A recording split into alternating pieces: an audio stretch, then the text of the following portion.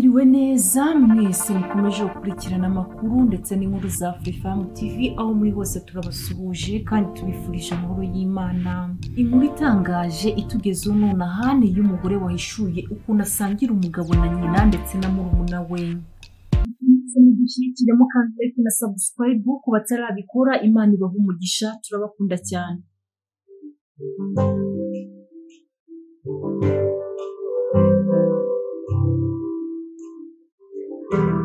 Umugore wo muri Amerika yaciye ibintu hirya no hino ku isi ubwo yavugaga ukuntu asangira umugabo na nyina umubyara ndetse ngo na murumuna we yabishatse araza bagatera akabariro. Maddie Brooks ukomoka muri Amerika yavuze ukuntu uyu mubano w'umugabo we na nyina ndetse na murumuna we ntacyo umutwaye mu mashusho yashyize ku rukuta rwe rwa TikTok rukurikirwa n'abasaga 92,700. Uyu mugore wamamaye ku mbuga nkoranyambaga yavuze ko nta kibazo bimuteye namba kuba umugabo waryamana na nyina na murumuna we kandi ko bose bafitanye umubano weruye. Mu mashusho yashyize kuri TikTok uyu mugore yagize ati njye na mama twembi dusangira umugabo kandi ni byiza. Uzi impamvu nuko hari igihe kimwe mba nameze neza ariko umugabo wanjye akajya ahandi. Yego ndi umugore umeze gutyo, nemerera umugabo wanjye kubikora inshuro nke mu cyumweru. Maddie yavuze ko na murumuna we rimwe na rimwe iyo abishatse aryamana n'umugabo we. Yongeye ati urashaka kumenya uko nshimisha umugabo wanjye, naramuretse akundana na murumuna wanjye. Indi nkuru ibabaje cyane tugezeho nonaha muri Tanzania, imbabura yishe umubyeyi n'abana babiri.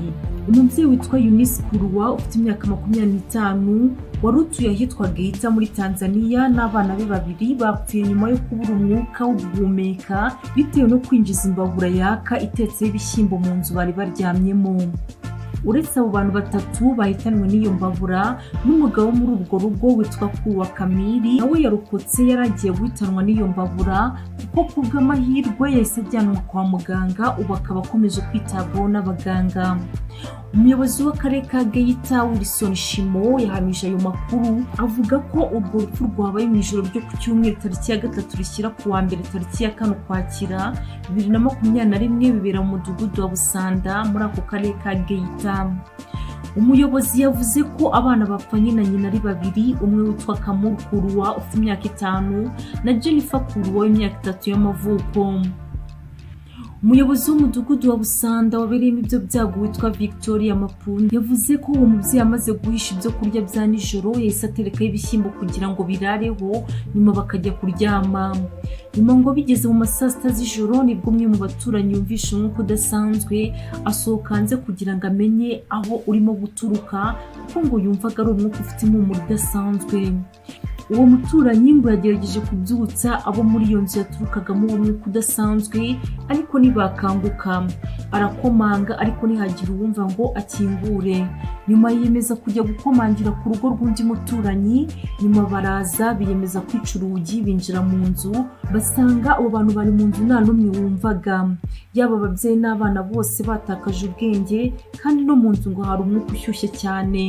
Yagize ati abo baturanyi bahise bihutana abo bantu kwa muganga ariko bagezeyo umubyeyi n'abana be babiri bahise basiga ubuzima, naho papa wabo we yakomeje kwitabwaho n'abaganga ubu akaba ameze neza. Umuyobozi w'akarere ka Geita yasabye abaturage kwirinda no kureka ingeso yo kujya binjiza imbabura mu nzu mu gihe bagiye kuryama kuko biteza impanuka.